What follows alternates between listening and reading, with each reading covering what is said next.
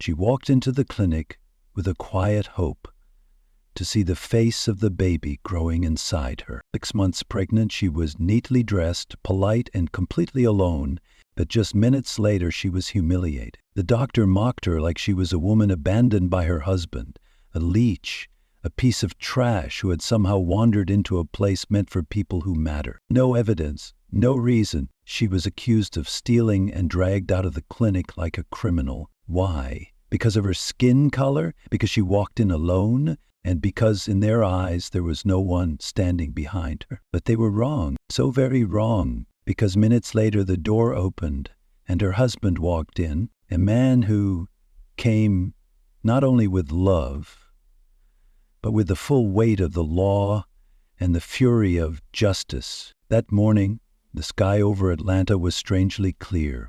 The breeze was soft, the sun gentle, and the air seemed to pause, as if the whole city was holding its breath. It was a typical morning for most, children giggling on the sidewalks, elders sipping coffee on their porches, cars flowing steadily through familiar intersections. But for Danielle Carter, it wasn't a typical morning. It was the morning she had waited for all month, the day she would see her baby's face for the very first time. At the corner of Juniper and Pantaleon, the Eastbrook Women's Medical Center stood like a monument to the privileged. Flawless glass windows, polished marble walls reflecting even the slow-moving clouds above. The building wasn't just clean, it was cold.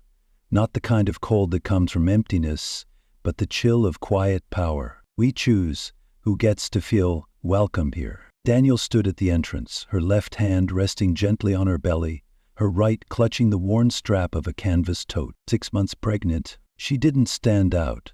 Not sharply dressed, not overly made up, but she carried a quiet radiance. She wore a pale blue maternity dress, loose at the hips, snug across the chest. Her curly hair was pinned up, no jewelry, no perfume, just a faint scent of cheap lotion and a whisper of lavender.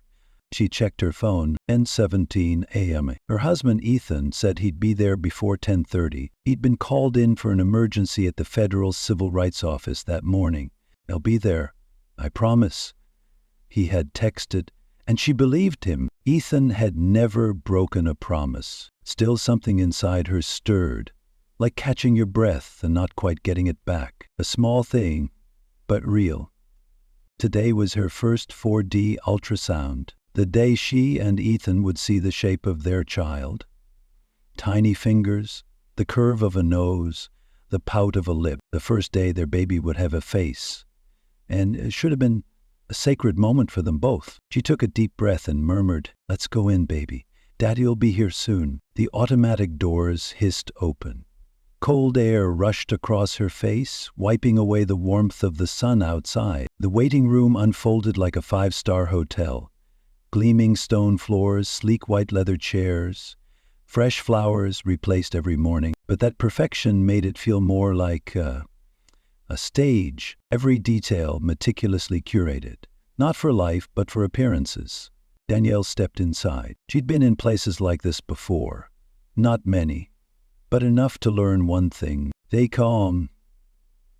Don't slip up. Behind the front desk sat a young white woman, maybe 25, blonde, typing away without looking up. No greeting. Danielle stepped closer, her voice soft but clear. "Good morning. I'm Danielle Carter. I have a 10:30 appointment with Dr. Halbert." The woman glanced at her like she was an interruption. "Doctor?" "Hollered. Halbert. I confirmed the appointment last night." A pause. Then a clipboard slid toward Danielle. No explanation, no smile. She turned toward the chairs and sat down, back straight, careful, like every move was being watched. In the waiting room, 2 white women whispered to each other. One of them glanced at Danielle, then clutched her purse tighter. An older man with glasses pretended to read his newspaper, eyes dodging hers. Danielle knew this feeling, not fear, but a quiet tension, the kind that makes you constantly prove you're not a threat. She didn't get angry. She didn't react. She simply filled out the form line by line in her neat handwriting, like always. But her hands began to tremble. With every minute Ethan was late, she felt more exposed. In that place, she looked down at her belly, whispering more to herself than the child. I know this place wasn't made for us, but I'm doing this for you. Just a little longer. Daddy's coming. Her eyes drifted to the white ceiling above, and in her heart she told herself, this is just a crossing point, not where my child belongs. The name Danielle Carter was called out, flat, unfriendly. At the end of the hallway stood a young nurse in a pale silver scrub suit, clipboard in hand, eyes scanning Danielle from head to toe like she was inspecting a package that had ended up in the wrong place. No smile, no greeting. Danielle stood up, gently pressing a hand against her lower back, right where the pregnancy had been aching for the past week. She picked up her bag, adjusted the strap of her dress, and stepped toward the nurse. She tried to offer a faint smile, but the woman had already turned her back and walked briskly down the long hallway without a word. Danielle followed, and her footsteps echoed alone against the cold stone floors. Along the walls were glossy ad posters. All white women, all beaming next to their rosy-cheeked newborns. Not a single face like hers. Not a single skin tone like the child she was about to bring into the world. Room 3B. The nurse pushed the door open and spoke quickly, not looking back. The doctor will be right in. The door slammed shut behind Danielle. She stood there, in a room that smelled like lavender and antiseptic. The exam bed was perfectly made, with crisp white sheets. The ultrasound monitor flickered with soft blue light. She stepped toward the bed, set her bag down, and slowly sat, carefully, as if every movement was being watched. 10:43 a.m. Ethan still hadn't arrived. She smoothed her maternity dress, her fingers brushing the thin fabric covering her belly as it gently rose and fell with her breath. The baby kicked lightly. Maybe he or she was awake. Just then, the door creaked open. The woman walked in. No greeting, no warmth in her eyes. Just a white coat, a rigid posture, blonde hair pulled tight at the nape of her neck, and a stare like a cold blade.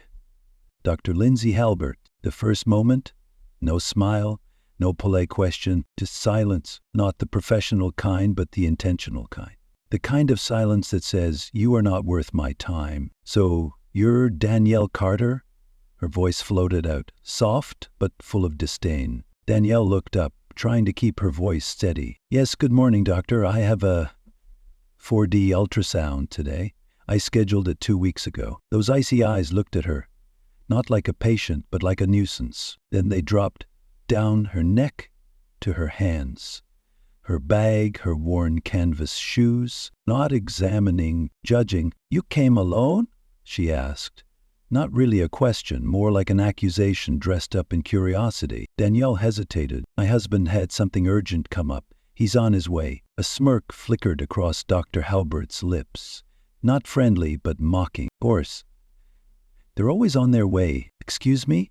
Danielle asked, brows drawn tight, still holding her composure. The doctor turned away, fiddling with something on the metal tray, as if needing a task to distract her from the unwelcome presence in the room. Her tone shifted. No longer just cold, now cutting. Let me guess, you don't know who the father is?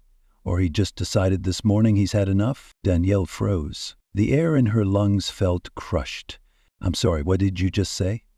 Her voice trembled, a mix of shock and fury. The woman turned back and stepped closer, her eyes narrowing.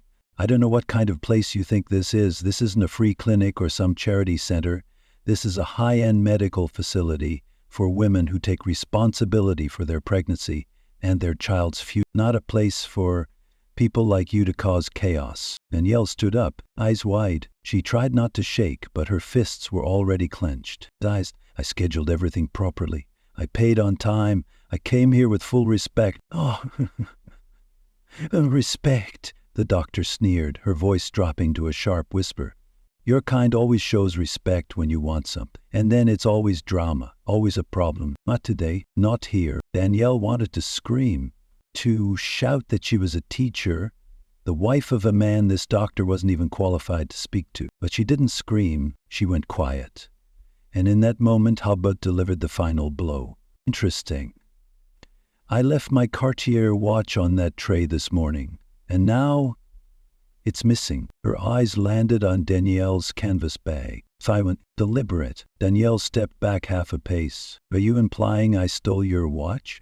I'm saying something went missing the exact moment you were here. And if I'm right, security will handle it. Simple as that. Before Danielle could react, Halbert turned and walked out. The doors slammed shut behind her, like a gunshot in Danielle's ears. She stood there, accused, demeaned, violated. No witnesses, no defense, no camera recording what had just happened. She looked down at her belly. The baby kicked again, as if protesting too. She gripped her bag tightly, a cold wave rising in her chest, humiliated but unbroken. She looked around the room one more time. White walls, zero lights, silence, everything arranged to make her feel small. And right then, footsteps echoed from the hallway. Not Ethan, not someone bringing rescue, but his footsteps, steady, heavy, pounding like judgment. Hard-soled men's shoes striking the stone floor, slow and methodical, like an emotionless machine drawing closer.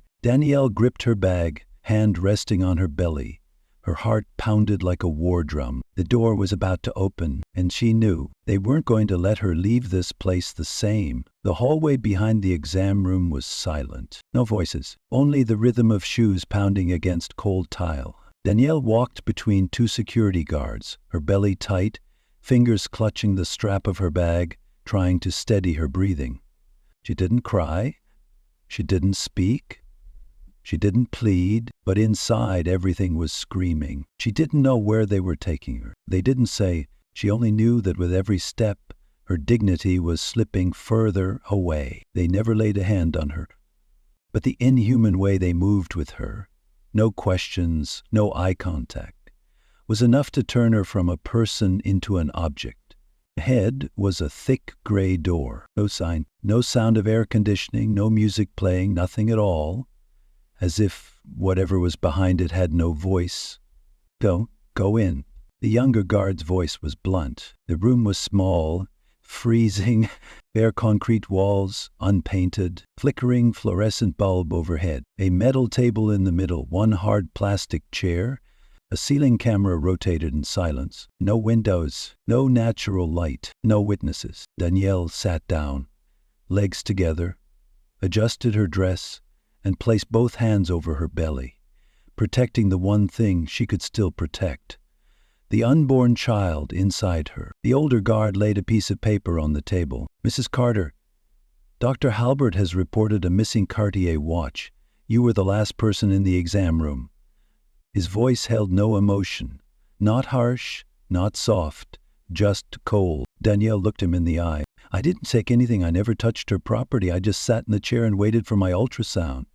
The younger one cut in. You'll get your chance to explain. Hand over your phone. I want to call my husband. Not right now. Danielle stared at him. Not with fear, not with panic, but with sharp, burning rage. Then she placed her phone on the table. He took it, powered it off, and dropped it into a steel drawer. A sound that severed her last connection to the outside world. You're not under arrest, the older one said, but you are being held for an internal investigation. No lawyer, no evidence, no call.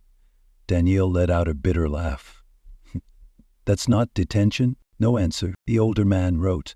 The younger leaned back against the wall, chewing gum like every smack of it was its own insult. Danielle lowered her head, her hands trembling, her belly tightened, a light contraction, her body signaling it had had enough. She closed her eyes. Behind the darkness of her eyelids, memories surged forward. She remembered being rejected from her first private school job. Not the right cultural fit, they said. She remembered the way white mothers looked at her when she graded their children's work. Suspicion, not trust. She remembered the first time Ethan held her hand in a meeting and how the whole room fell silent, like someone had pressed pause. Nothing in her life had ever been random. Every silent judgment, every subtle dismissal had brought her here. Held in a room with no light, no one needed to scream in her face. All it took was the right kind of silence, and she vanished from the map of trust. Danielle opened her eyes. Her hand rested on her belly. Another kick, soft, tired. You feel this, don't you? She thought. Even this injustice has reached you. You don't know who I am, do you? She said, voice hoarse. All you see is a black woman in a cheap dress here for a prenatal appointment alone, and you decided she's the problem. Silence. I'm the wife of a man neither of you wants to explain this to. And only then. The door opened. A tall figure stepped in. Black suit, deep blue tie, a gold badge gleamed on his chest beneath the flickering light. Ethan Carter, Deputy Director of the Federal Civil Rights Office. No need for introductions. No need to shout. He stood there and the air changed color. No one spoke. No one moved. Only Danielle's eyes lit up, not with hope, but with justice shaped in the man she loved. Ethan stepped forward and placed a hand on his wife's shoulder. Warm, steady, slow. You're okay. I'm here. He turned to the two guards, not flashing his badge just yet, just asking, how long have you been holding my wife here? The older guard swallowed hard. About 4 minutes. And the reason? Report of missing property. She was the last person to leave Dr. Halbert's exam room. Was there an arrest warrant? Any evidence? We were just following internal protocol. Ethan cut him off. What protocol allows you to detain a pregnant woman with no investigation, no phone call, and no review of surveillance footage? He opened his leather wallet and held out a federal badge. United States Department of Justice. Office of Civil Rights Enforcement. Here's what I want. The name of the person who authorized my wife's detainment. The incident report. All surveillance footage from the hallway, waiting room, and exam room 3B over the last 90 minutes. An explanation for why her personal phone was confiscated. A full list of staff who witnessed this incident. His voice wasn't loud, but every word struck like a hammer, sharp, firm, no room for excuses. The younger guard said nothing. The older one stammered. Liv. I'll get the flit. Now, Ethan said, cutting in. Danielle looked at him, eyes brimming but dry. She didn't have to be strong alone anymore. He was here, and the truth was about to stand up. The 6th floor of Eastbrook Women's Medical Center had never been this tense.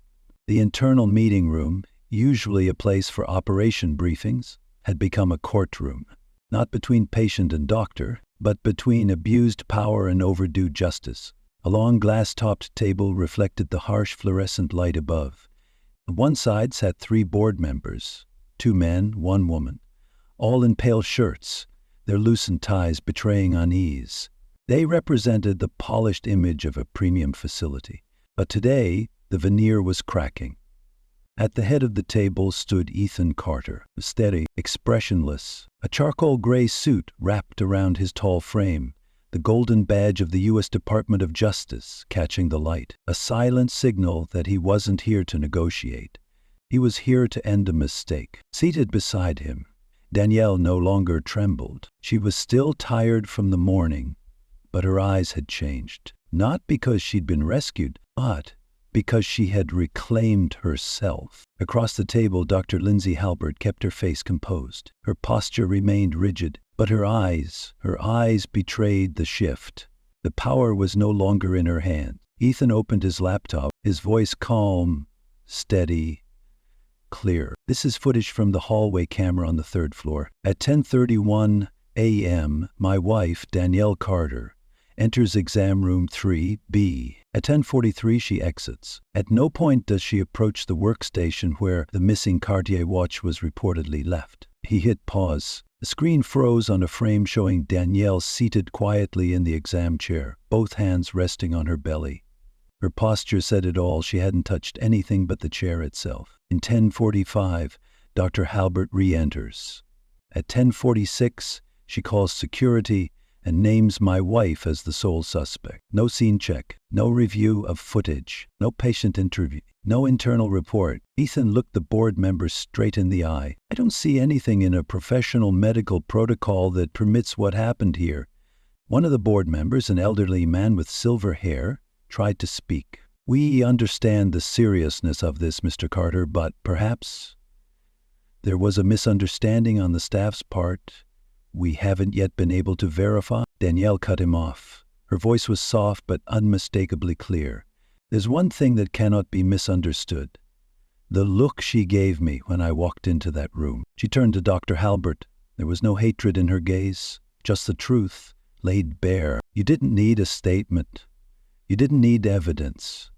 You saw me, a pregnant black woman, alone, in a plain dress, and you decided I was a thief. Halbert opened her mouth to respond, but Ethan raised his hand. You'll have your chance to speak, Dr. Halbert, but first, I'll finish. He placed a thick file on the table. This is a formal complaint submitted to the Office of the Inspector General for the State of Georgia's Department of Health. It includes allegations of civil rights violations, eyewitness testimony, video footage, and incomplete medical documentation. He continued, eyes locked on the board. We are requesting the following: immediate suspension of Dr. Halbert from duty, a public apology issued on this facility's homepage and official social media channels, an internal investigation under federal oversight, mandatory racial bias training for all staff within 60 days, compensation to patient Danielle Carter for emotional distress and violation of her civil rights. The tension in the room tightened. Each board member looked down at the documents in front of them.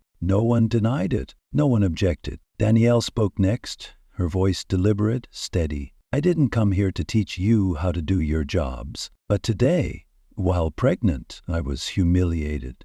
I was treated like a criminal without a single question, and I am not the only one this has happened to. She raised her head. I stand for thousands of other women of color, women labeled as risk factors just for showing up alone, without a white man beside them. A female board member brought her hand to her mouth, exhaling hard. Halbert suddenly slapped her hand on the table. For the first time since the meeting began, she lost control. I followed protocol. I've had things go missing from that room before, and I don't have time to vet every excuse thrown at me. Ethan narrowed his eyes. Excuse? So, in your view, a prenatal patient is expected to prove she's innocent first? Halbert didn't answer. Her face flushed red. Her hand trembled. Ethan continued, his voice lower now, but no less firm. You didn't act because something was missing. You acted because of the bias that's been living in your mind for a long time. And today it has a name. The older board member spoke, his voice dropping low. We agree. Dr. Halbert will be placed on immediate suspension pending investigation. The apology and reform process will begin this week. Danielle looked at Dr. Halbert one last time. I don't hate you, but I won't forget. Halbert didn't look back. She stood, shoulders stiff, and walked silently out of the room. No words, no parting glance. The room was left with nothing but the cold hum of the air conditioner and the paper of formal agreements being signed. Danielle reached for Ethan's hand. No more words were needed. There was nothing left to prove, because silence had been broken, because justice had been rewritten, in the voice of someone once forced to be quiet. The storm that morning had long passed, but its aftershocks lingered in the polished hallways of Eastbrook Medical. Outside, the Atlanta sun cast a warm, gentle light on the sidewalk. But inside, a truth had been spoken, not just in words, but in consequences that couldn't be undone. Dr. Lindsay Halbert was suspended indefinitely. The Ethics Board issued a press release, acknowledging failures in their response protocols. They pledged reform and full cooperation with the Federal Office of Civil Rights. The news spread, quietly, but with enough force to shake the world of private health care. The media picked it up. A few local radio stations dedicated full segments to unpacking it. And slowly, former Eastbrook patients began sharing their own stories of being dismissed, disrespected, and disregarded. Danielle became the center of a conversation that for years, women of color had been forced to endure in silence. But she didn't like the word victim. She never called herself brave, and certainly not a hero. I just didn't back down, she told Ethan. That's all. They sat together one late afternoon. The living room lights were off. The apartment was quiet, save for the whir of the fan and their breaths sinking in the hush that follows a long fight. Ethan reached over and took her hand, his thumb gently stroking the skin, cracked slightly from the dry spring air. Not everyone could have stood the way you did. Danielle shook her head softly, eyes on her belly. I didn't stand alone. You came, and I have this child. I had a reason not to give up. He leaned down, resting his ear against her belly like he did every night. This baby's gonna be proud of their mum. Danielle smiled. It's not white, but a smile that no longer carried pain. A week later, outside the gates of Eastbrook, a podium was set up. It wasn't a press conference. It was a community gathering organized by civil rights groups. At first, Danielle declined. She didn't want to become a symbol, but after many restless nights, she agreed because it wasn't about her. It was about the people like her. The sky was clear that day. A soft golden light touched her hair. Danielle wore a long, modest beige dress. No makeup, no big performance. She stood on a simple wooden platform in front of a few dozen people, many of them women. Some were pregnant. A few young doctors from the nearby med school had shown up too. She held no paper, no teleprompter, just the mic in both hands. She took a long breath and spoke. When I walked into that clinic, I carried a life inside me. But I also carried history, my mother's, my grandmother's, and the stories of so many women of color who were humiliated and silenced in spaces that called themselves professional. Every eye was on her. I wasn't hit. No one yelled at me, but I was detained, denied the right to speak, viewed as a problem simply because I existed. Danielle's voice trembled just slightly, but her eyes gleamed with clarity. Someone asked me, "Do you want an apology from Dr. Halbert?" And I said, "No, because this isn't about one person. It's about a system that lets a single glance become a sentence." She paused. Silence settled. I didn't come here today to reclaim my dignity. I never lost it. I came to say we will not be silent anymore, not to cause trouble, but to live fully and without shame for simply being who we are. In the seats below, someone wiped away tears. A young nurse, her scrub smudged with ink, clutched the hand of an elderly patient. A young mother squeezed the fingers of her 9-year-old daughter in a floral dress. Danielle stepped down from the podium, not needing applause. What she received instead were grateful glances. Quiet, honest, and more powerful than any standing ovation. Eastbrook Medical began rolling out the changes they had promised. Staff retraining, a dedicated patient feedback office, and open forums on medical ethics. Their homepage published a lengthy public apology clearly naming Danielle Carter, along with a commitment to transparency in all internal processes. No one knew how far those changes would truly go, but one thing was certain: the way people looked at things had changed. No one could say I didn't know or I'd never heard anymore. The following month, Danielle was invited to speak at a national symposium on equity in healthcare, held in Washington. She walked on stage not as a victim, but as a witness to an undeniable truth. When a woman of color speaks, society must listen. This time, her speech was broadcast live on national television. Afterward, it was shared as required curriculum across more than 40 medical schools nationwide. Ethan sat in the audience, his eyes never leaving her. He was no stranger to investigations, courtrooms, and lawsuits that dragged on for months. But he had never seen justice bloom out of tenderness, out of love, like this. The morning Danielle gave birth was a gentle summer morning. The hospital room was bright white, the heart monitor steady and soft. Ethan held her hand through the entire labor, never letting go for a second. When the baby let out that first cry, she cried with him. But this time, her tears carried no fear. They named him Justice Emmanuel Carter. Just as a reminder that fairness doesn't arrive by chance, it must be made. Emmanuel, God is with us. Because only when love is at the center does justice not become blind punishment. That first week home, Danielle had sleepless nights, like every new mother. But now, when she woke at midnight, it was to nurse her son, not because of nightmares. Ethan lay beside her, eyes half open, and whispered, "I always knew one day you'd make the world pay attention." Danielle held Justice in her arms, his tiny fingers wrapped around her index. "I never wanted attention, I just wanted to be seen, to be heard, to be believed." Morning light poured through the curtains. A new day began, not in forgetfulness, but in the quiet knowing that something had changed. Not the whole world, but a corner of it. And sometimes that's enough.